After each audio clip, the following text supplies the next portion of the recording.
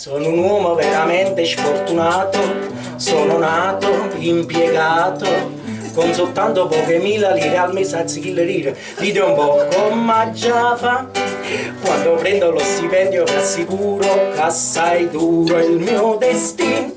E fra tante trattenute, tasse, quindi e contributi non mi resta niente più.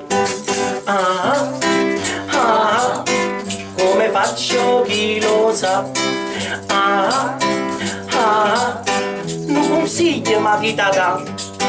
Ah, ah, una mogliere ha già trovato.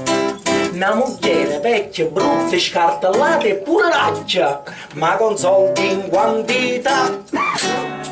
Il consiglio ricevuto l'ho seguito, sono sposato, con il fiadato e l'impiego dove stavo sistemato. Per mia moglie non l'ho più, te ne viene fatta a forma varcatella, te non ha sarroccocò, e un amico scostumato sottovoce a borbottate, ehi, te le izate, stu cummo, e già, te ne soldi in quantità, e già, te ne pure proprietà, però,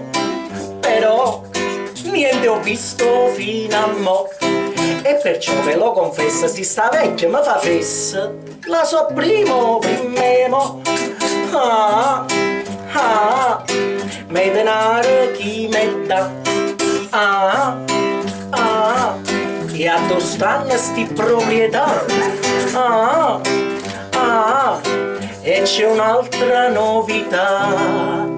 C'ha ipoteche sul catasto, te ne debba de protesta, e tutti la già va.